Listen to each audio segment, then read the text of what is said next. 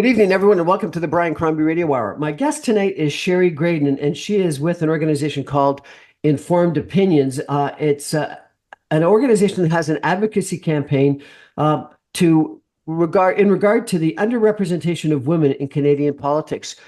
Shari, you say that Canada ranks 69th in the world on the representation of women in politics. 69th? I thought we had great representation of women in politics. What's going on? It's a really common misconception. I think we're pretty complacent here. We think, women, in fact, enjoy enormous equality benefits in this country relative to many nations around the world. And because we're right next door to the US, which fares even worse for women in politics, we have imagined ourselves to be really progressive in this arena. And when Justin Trudeau nominated or appointed a gender balanced cabinet in 2015, that made international headlines. His quip about, well, because it's 2015. But the truth is that we're at 30.5% women in the federal legislature or in the parliament. In legislatures across the country, it's a really mixed bag. Some do better, some do much worse.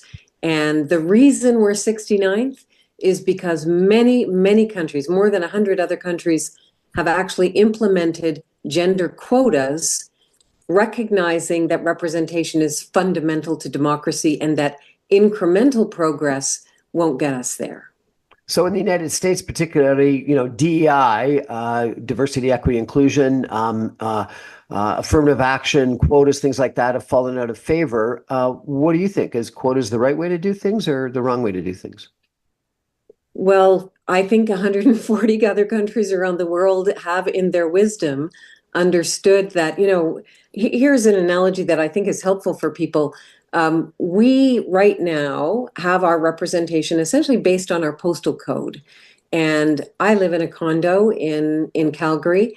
I probably have more in common with, a woman in Mississauga than I do with some of the guys in the condo tower that I live in, even though that's the basis on which my political representation is decided. And every prime minister in our history has recognized the importance of geographic representation in his cabinet. You wouldn't appoint a cabinet without somebody from the West, somebody from Atlantic Canada, Francophones. There is that understanding that people deserve representation.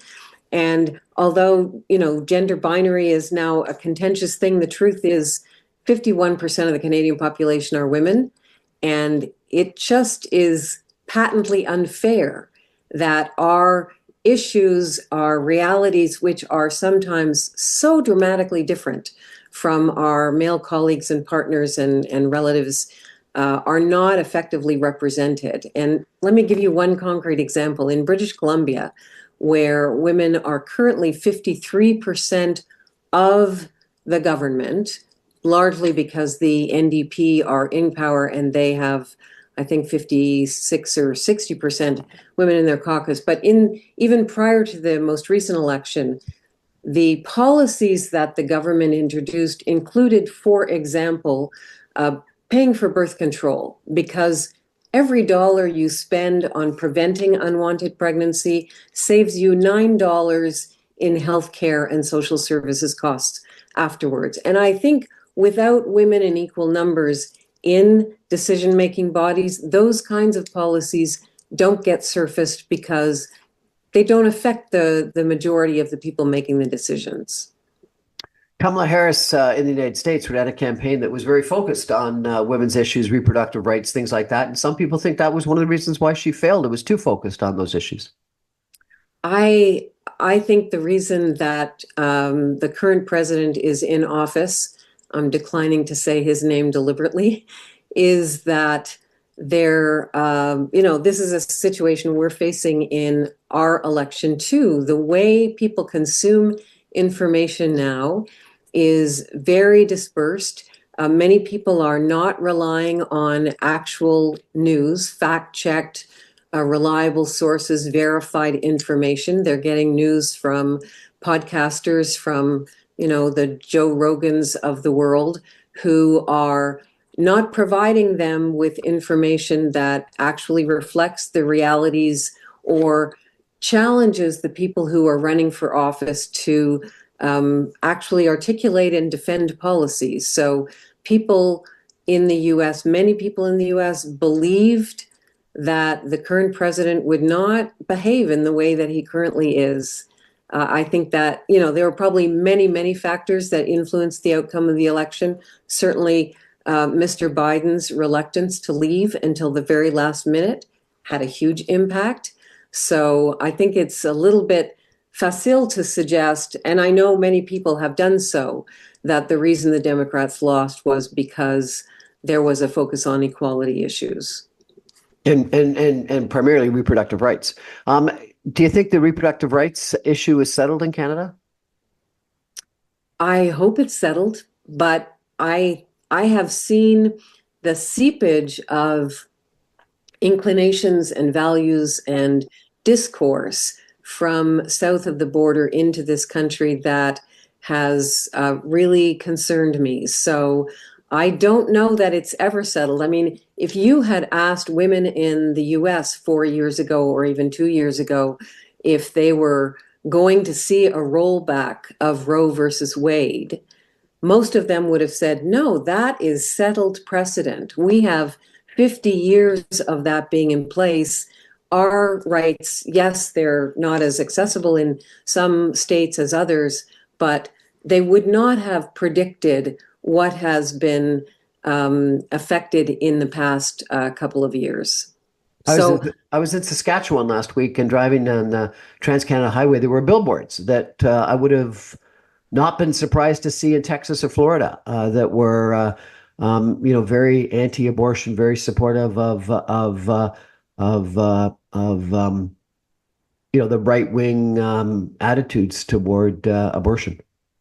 yeah, I think that we are vulnerable to the trends that exist south of the border. Our border is very porous culturally in terms of media, how we consume information. We are not remotely immune. And I think that some of the conversations that have been happening in this country in the past few years during the truck convoy, for example, the resistance to vaccinations, the mobilization of very far right-wing forces in this country in a variety of scenarios has reflected some of the rhetoric that we see in the far right in the US. And so I don't think we can afford to be complacent, for sure. And do you think that would be different if there were more women in politics?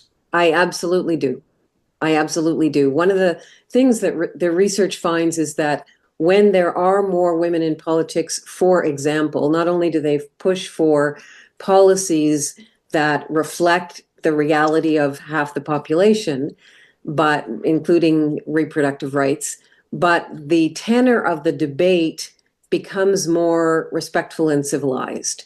And, I don't know biologically if that's testosterone or the way we socialize men and women. Women are understood to operate more collectively. Again, I don't know whether that's nature or nurture, but the research finds that the quality of the debate becomes more respectful, becomes more civil. And I think most Canadians would accept that that would be a desirable outcome. The premier of your province, Alberta, is female. There's other female premiers, both now and in the past across Canada. In the last Ontario election, two of the four leaders running were female. In the last Liberal Leadership Convention campaign, there were two of four candidates that were female. Isn't that indicative of progress? Certainly there has been progress. At one time in Canada, we had 5 female premiers at once, and that was great to see. But there's also been lots of analysis looking at the glass cliff and how often women are elected to serve in their parties, as Kim Campbell was famously in the 1993 election, sort of at the last minute when Brian Mulroney resigned, also very late in the game. And then, their party is not positioned for success. So, yes, we've absolutely made progress. But I think the fact that we have so few now, and implied, I think in your comment might have been Danielle Smith is a premier in Alberta. I'm not sure that she is seen by many women as being an advocate for women.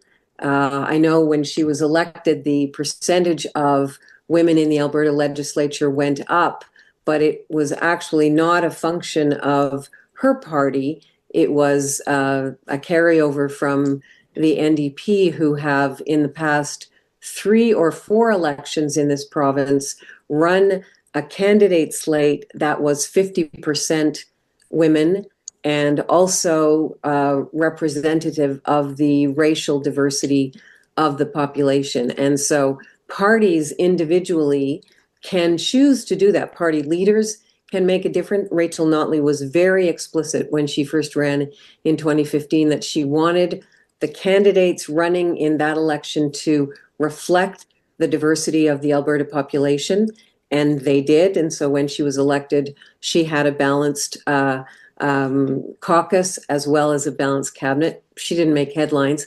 Interestingly, Jean Charest in Quebec also appointed a gender balanced cabinet even before Rachel Notley and Justin Trudeau. So I think there is increasingly a recognition, notwithstanding the anti-DEI movement in the US, that if you want to genuinely serve the population, benefiting from the best and the brightest across demographics is actually in your interest. So Stefan Dion, when he was leader of the Liberal Party federally in 2008, had a quota that 30% of all the candidates in the election had to be females. So quotas are the way to go? I think quotas are one tool that Canada should be looking at in the same way that 140 other countries around the world have done so. There are other tools. We did research looking at what are the paths to reaching parity that other countries have taken. And so in Northern Europe, for example, they started 50 years ago. They were actively doing some of the things that we're now doing, but because they started so much longer ago, they're way further ahead. The state of Mexico is 4th in the world.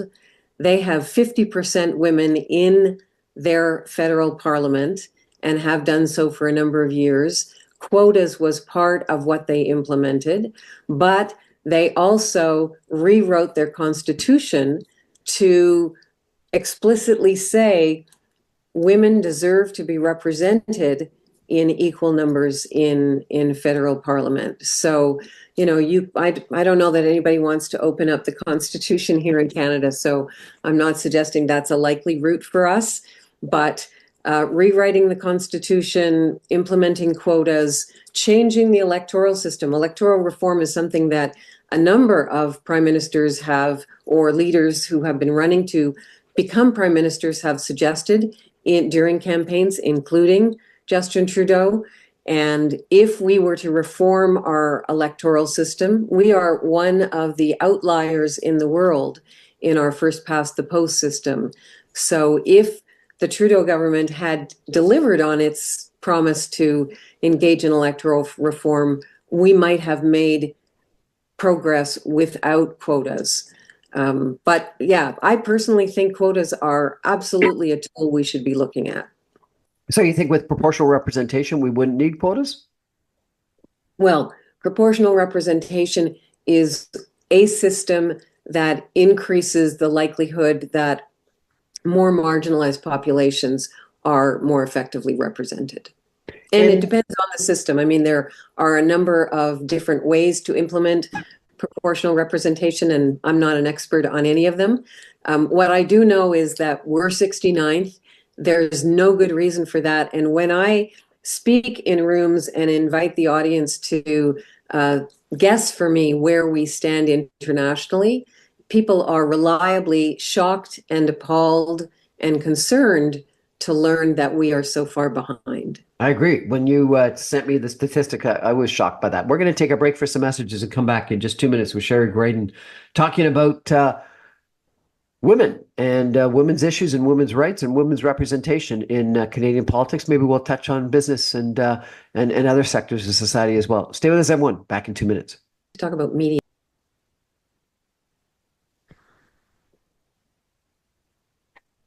Welcome back, everyone, to the Brian Crombie Radio Hour. My guest tonight is Shari Graydon. She's an award-winning author, speaker, and advocate who delivers impactful and inspirational keynotes and programming to amplify the voices of women in all their diversity to make Canada more equitable and democratic. Shari, how'd you get into this role? I have a long history of working in and around the media as a public relations person, as a columnist, as press secretary to a BC premier. I taught communications at a couple of universities in BC. And for 10 years, I was the president of the national women's organization Media Watch, which is the predecessor of Informed Opinions. And in that capacity at Media Watch, our mandate was to improve the portrayal and representation of women. And we did research during the 1990s looking at how often men versus women were quoted in major Canadian papers. And the numbers then were reliably low. We hovered between 17 and 21%. So that was during the 1990s. In 2009, off the side of my breakfast table, I did a cursory content analysis of the Globe and Mail's op-ed pages because I have been writing commentary and op-ed for 15 years by then, and wondered whether or not progress had been made. And what I discovered was no, actually, progress had not significantly been made in the 10 years since I'd been involved with Media Watch. And so I naively thought, well, I'll just train smart women across disciplines and sectors to translate what they know into short form, persuasive, publishable commentary. It's not rocket science. I've been doing that for a long time. And that will solve the problem because they'll be visible. They'll write op-eds. Journalists will find them. We will fix the discrepancy. So that's how I started Informed Opinions as a project of Media Watch. So, on the CBC every night, the chief correspondent is female. The commentator of the Insiders is female. Have females been making progress in media? So women are pretty visible in media. You just cited a couple of them. Those are journalists. And what our focus at Informed Opinions on is on the sources side. So there are lots of women have been dominating journalism schools for probably 30 years. And so it's only fitting that they should have some of the high profile senior roles that you've named. They are still not in equal numbers in the high ranks of journalism decision makers. And of course, journalism is a very tough industry right now, as you would know. But what we have been focusing on is who gets interviewed and cited and quoted and featured in providing analysis and information that helps people understand the context of the news. What? And go ahead. I was going to say, one of the things I underestimated when I started Informed Opinions was I thought I would just need to give women the skills to become comfortable in interviews or to write commentary. And what I underestimated was how many women were reluctant to embrace that degree of public profile. And I'll tell you a story that I have found necessary to share. My husband and I were in Montreal in 2005, and we were cutting across the parking lot of a Catholic church on René Lévesque, and a street crew, a TV crew doing street interviews, stopped us to say, "The Pope has just died. Would you comment?" And I said, "No, I don't think so," and kept walking. And my husband behind me, who hadn't been to church in 40 years, he said, "Sure, I'll comment." And I turned around stunned, wondering what pearls of wisdom would drop from his beautiful mouth. And I watched him bow his head and gravely declare, "It's a very sad day for Catholics everywhere." And as we continued on our walk to the Old Port, I turned to him and said, "Honey, that was a little obvious. And wouldn't it be great if the next pope came in with a progressive policy on birth control that wouldn't trap millions of poor Catholic women around the world in an endless cycle of childbearing and child rearing? And good feminist that he is, David said, yeah, Shari, that would have been great. Too bad you turned down the interview. And his comments made the national news. The two reporters might not have quoted me dissing the policy of the now deceased Pope on the day that he died, but I'm one of 50% of the population who give birth to everybody. And when I tell that story in rooms full of women and sympathetic men, there's not a person in the room who doesn't understand that if we are counting ourselves out, or if our voices and perspectives are not in public conversations or politics, as we discussed, we're missing the realities and the insights and the capacities of half the population. And what women understand is that, if they say no to opportunities because they think they're not the best person, and that's our default. We think, well, yeah, I'm not the best person. And I think we don't socialize men to go that route. If you ask a thoughtful, intelligent man with education and experience his opinion, he'll pretty much tell you that. And women still count ourselves out. And so we remind them, if you're declining, there's no best person. They're not going to go to that mythical best person. They're going to go to the guy down the hall and he's going to say yes. And you're going to miss the opportunity to inform a conversation. But Shari, your husband was right. You turned down the opportunity to comment, and you are obviously extremely articulate, intelligent, and impassioned about the importance of having a voice for yourself and for women. Yeah. Even you turned down the opportunity. Quotas wouldn't have helped there. What's that? Quotas wouldn't have helped there. You had to step up. Well, you had to lean in to quote Shari Sandberg. I did need to lean in, but the context for that is a couple of things. One, I'm not Catholic. I myself had not attended church in decades. I didn't think that I would necessarily add value, and it wasn't until I saw David say, "Sad day for Catholics everywhere," that the thought that I have shared now occurred to me. So I didn't think of it in the moment. And yes, I went to a really interesting seminar at Harvard Business School. I'm a graduate of Harvard Business School. I went to a seminar that we had a year ago at Reunion, and they did an analysis of females at Harvard Business School, and they found that even at Harvard Business School, where the people that get in were well educated, were reasonably aggressive, articulate, etc., that the females in the class didn't put their hand up. Didn't volunteer to participate when 50% of the mark is participation, so that they have a need to participate. And then they also found that even the female professors didn't call on the females. They looked to the males. And so it was a problem that both the females didn't take the opportunity to speak, and the females professors didn't recognize females nearly as often as they should or they want. And so what is it about this socialization that you talked about? Well, we've experienced centuries of patriarchy, of a system, a social system around the world, not universally around the world, but many places around the world, certainly in the Western world, where men dominated, where, I remember my mother taking me to open my first bank account at the age of 7.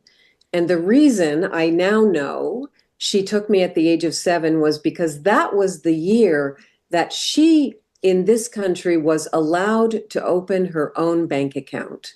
So we have centuries of women being possessions, not allowed to own possessions, of not being able to be educated, to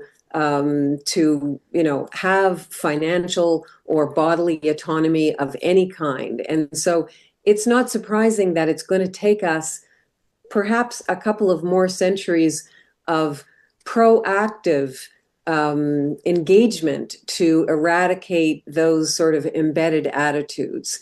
And yes, it doesn't surprise me that women, even aggressive, intelligent, Harvard entry level women, have still been swimming in the social environment that we all are in. Women are as capable of misogyny as men because we've grown up in that. And it takes active engagement, self-education, and support to overcome that. And so Females, that's sorry, apologize for interrupting. You said females are as capable as men of misogyny. Seriously? yeah, we learn that from a young age in terms of how we're spoken to, in terms of how we're treated. We internalize, just like, often Black people internalize Black racism. They think of themselves unconsciously as less. That's a really well understood phenomenon across demographics. So, yeah, women are as capable of exercising sexist behavior as men. They're more incentivized, obviously, to recognize and overcome that than men, which is why there are lots of women who identify with feminists. Interestingly, the majority of the Canadian population identify with the goals of feminism, even if they don't call themselves feminists. So it's something we actively have to, all of us, work against in order to shed those socialization influences that we absorb by osmosis. In the last um, provincial election here in Ontario, and I'm not sure if you followed it at all, but there were, two leaders that were male, two leaders that were female, and in the debates, the females got a lot of criticism for interrupting, for pointing fingers, for being irate, etc. That I don't know if it was a man doing that, you would have had the same criticism. What do you think of that? In fact, my thesis supervisor at Simon Fraser University 20 or so years ago had done research on the BC election in which Rita Johnson and Mike Harcourt and Gordon Wilson were debating. And that research also showed that the Rita Johnson got criticized, and I'm sure this has been replicated since. Women are held to different standards of authority. We know that we're going to be criticized for, how we dress, our makeup or lack thereof, our hair, those kind of, whether or not we're married. During the 1993 election, I remember Kim Campbell being asked by a female columnist at the Vancouver Sun what her dress size was. So, to the point that we made a minute ago, yeah, we hold women to higher standards of authority. A man can be forceful, a woman is bitchy. Those are old tropes, and I think they're still operating. And it does not at all surprise me that the two female leaders would have been critiqued in a different way. If a man didn't interrupt, he might be critiqued for being not strong enough. But if a woman interrupts, even though the nature of a debate is often that that's expected, then she is seen as pushy. So those attitudes are really ingrained. What about this? And again, you may not have been familiar with the election, but the attitude was who could stand up to Donald Trump, and the comment that you heard over and over again is, "I just don't think she could stand up to Donald Trump." That kind of breaks my heart. The other thing I will say, though, was that Doug Ford clearly had the advantage as the incumbent. And the fact that he went on, was it Fox News or CNN, and said Canada's not for sale? It was Fox News. So I'm in Calgary. I saw that coverage. I even posted about it on LinkedIn because I thought, did a very effective job communicating in that moment. And so he had the advantage of having actually demonstrated the ability to stand up to Trump's rhetoric, and the other leaders, both male and female, not being in the position of premier, had not had the same opportunities and the same attention on their declarations as Doug Ford did, just as currently Mark Carney is benefiting from the runway that he has may be short, but he's currently prime minister. And so when he goes to a microphone and speaks about the relationship with the US, he's getting a platform and is able to demonstrate his willingness or ability to stand up to Trump in the way that the other leaders do not have. We're chatting tonight about women in politics, women in media, etc., with Shari Graydon, who is an award-winning author, speaker, and advocate. She is with an organization called Informed Opinions. That's a national nonprofit initiative working to bridge the gender gap in Canadian public discourse. We're going to take a break for some messages and be back in just 2 minutes with Shari talking about women and their voice. Stay with us, everybody. Back in 2.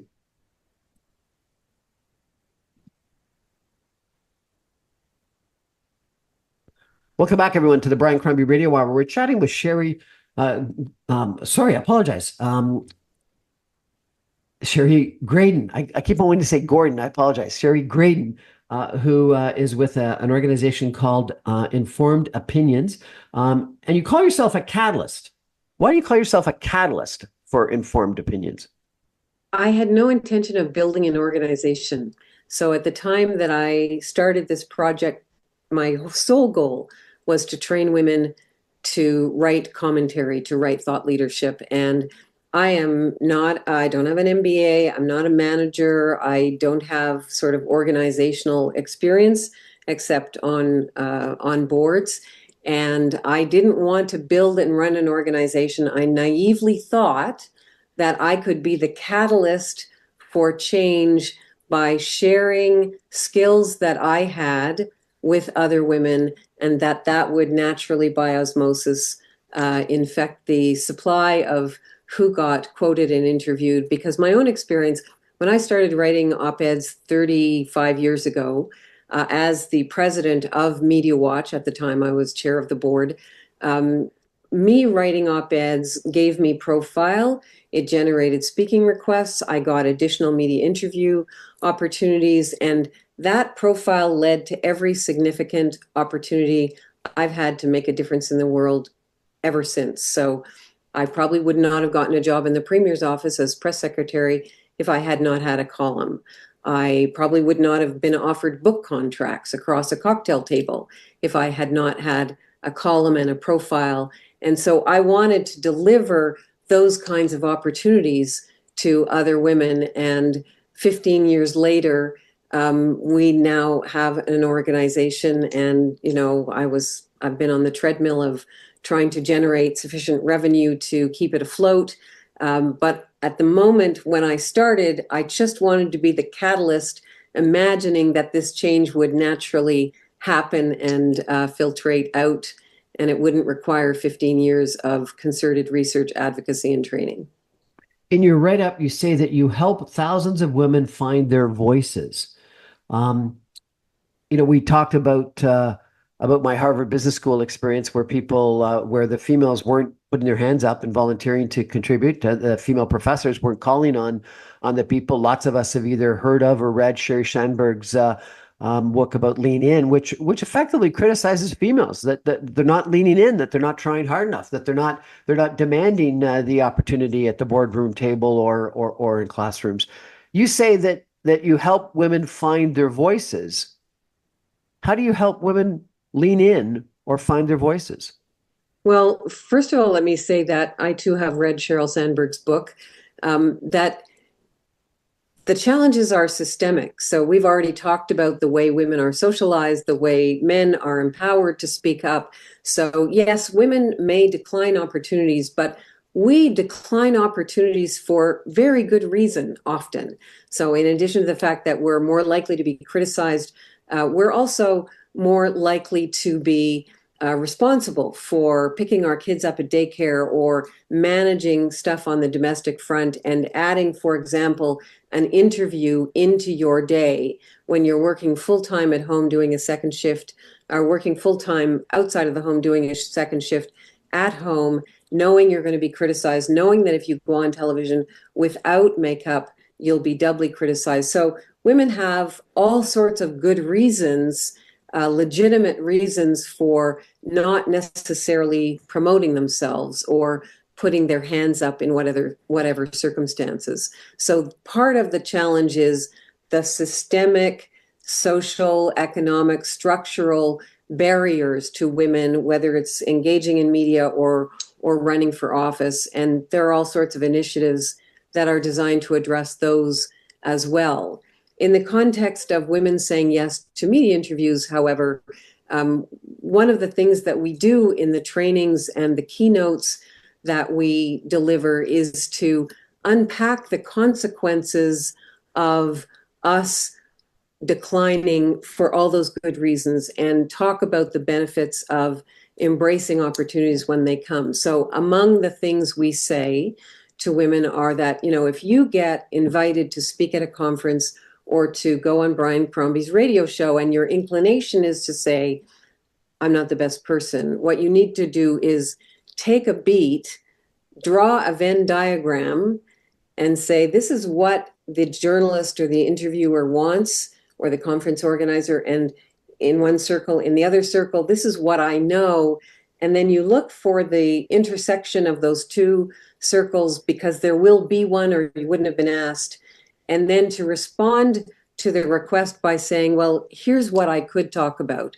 And to remind women that it's about the value they can add, and that their very presence, given the different experiences they have as women, is going to add value and fill gaps that are currently not being addressed because we remain at 30%. And 70% of the voices we hear in media and in politics are men who, may be very intelligent, capable, competent, well-meaning, but don't have our experiences, don't have our bodies or our brains.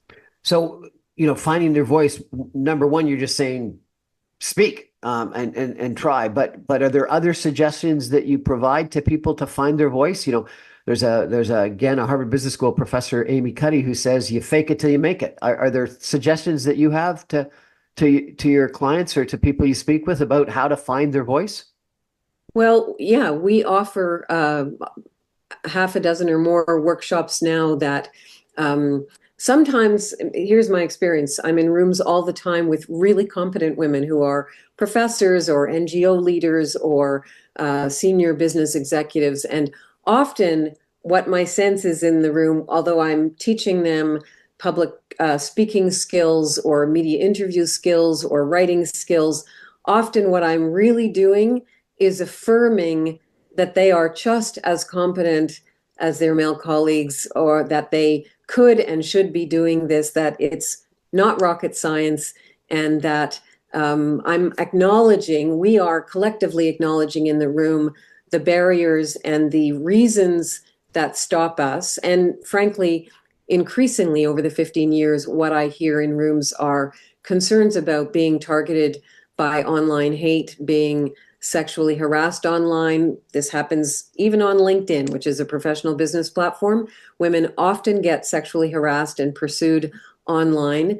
And then on, X and other platforms, it can become even more egregious. And women who are racialized or indigenous or queer or trans, those women are targeted in even more debilitating ways. So just having the conversation in a room of women acknowledging those realities. We have the Toxic Hush Action Campaign or Action Kit, which is an online website that provides them with tools about each of the platforms and how to respond when they get doxxed or targeted on one platform or another. And so we do provide very concrete, practical tools.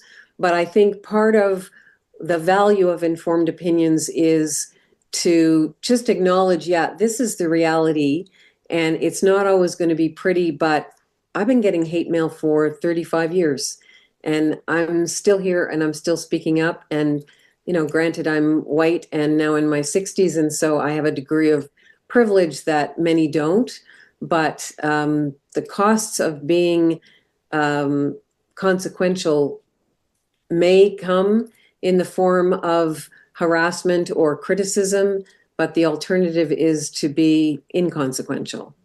So, given the harassment, is it worth it? Absolutely. For me, it is. And, I can't speak to every individual, but we have a database of experts that we created to make it easy for journalists to find women with informed opinions across disciplines and sectors. We have 2,500 women in the database right now, some in French, some in English.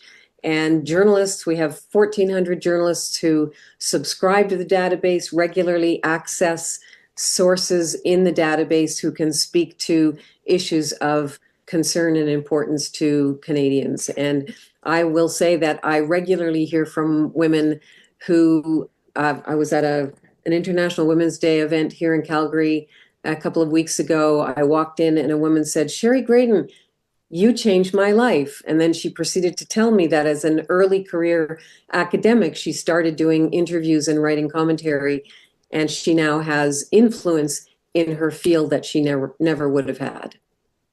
So, is it encouraging women to lean in, to speak up, to lend their voice to public discourse, or is it quotas? What's the answer? I think it's really important for us to consider all of the levers that will increase equality in Canada. And I will tell you that there are many journalists across this country who are actively tracking the sources, the ratio of sources that they are quoting and featuring, because they too want to reflect the realities of the population that they serve.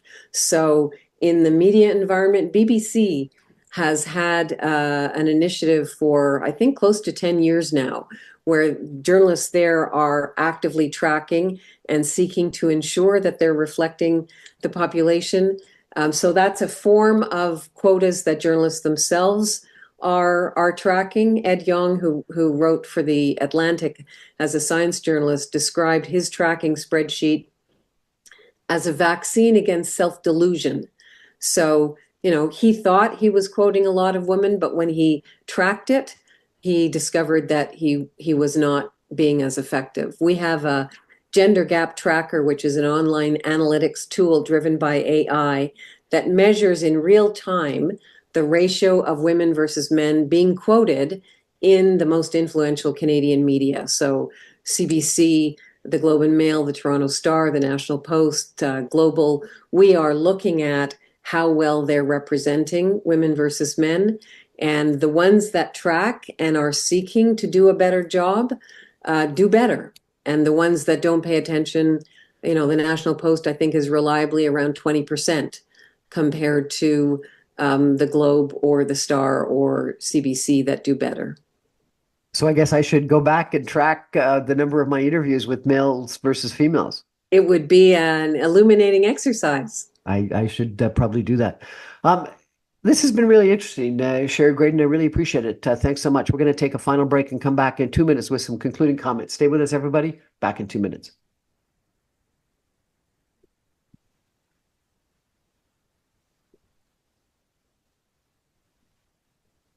Welcome back, everyone, to the Brian Crombie Radio Hour. I'm chatting tonight with Shari Graydon of Informed Opinions about female voices and women's representation in politics, etc. But Shari, I wonder if I could ask you a sort of a different issue. You mentioned a couple minutes ago that you were concerned about the election in the United States, that people were getting their political views from podcasters and not from major media sources. Do you think that's a risk here in Canada as well? Absolutely. It's a huge risk. It's a huge risk. The demolition of newsrooms across this country has been speedy and astonishing and significant.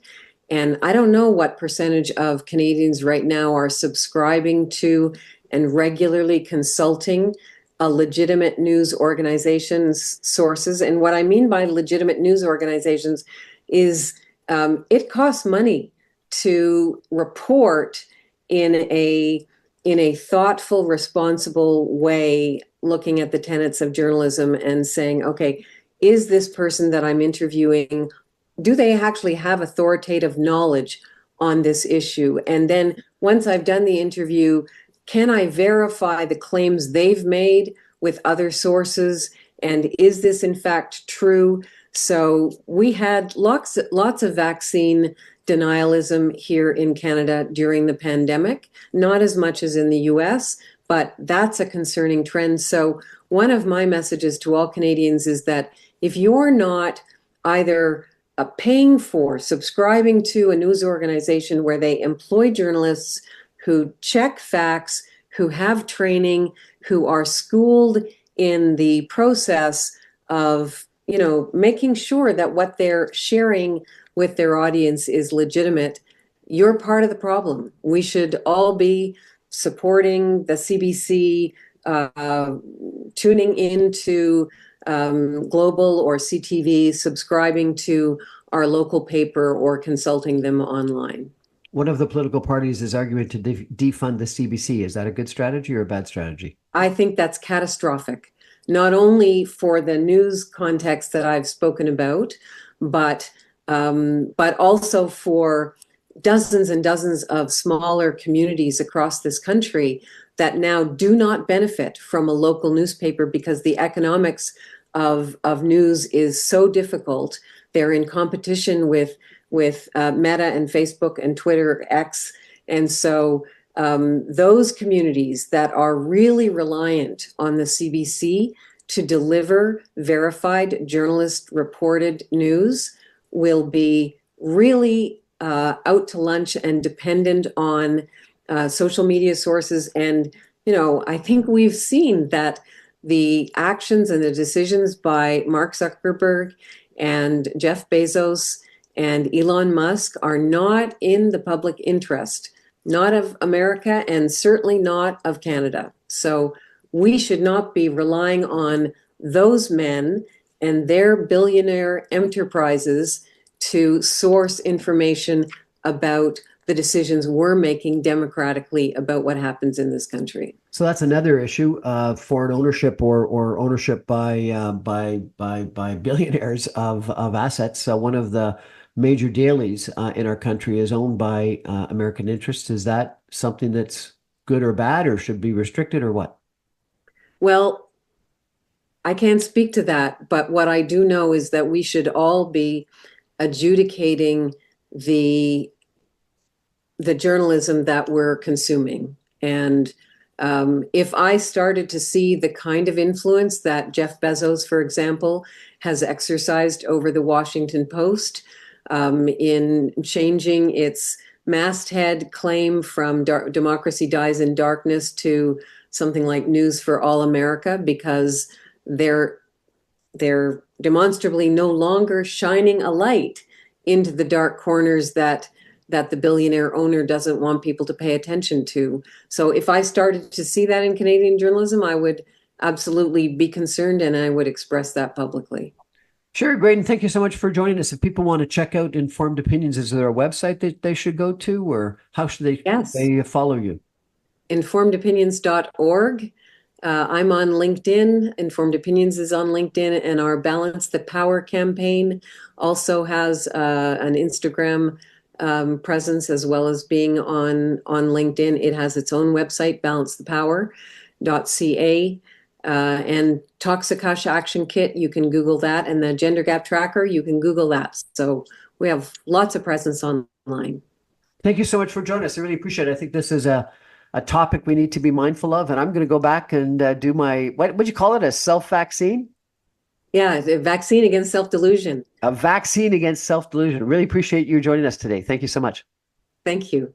That's our show for tonight, everybody. I remind you, I'm on every Monday through Friday at 6 o'clock on 960 AM. You can stream me online, even from Calgary, at www.saga960am.ca. All my podcasts and videos go up on my website, briancrombie.com, and on social media, LinkedIn, YouTube, etc., as soon as the radio show goes to air. Good night, everybody. Thank you very much. I appreciate it.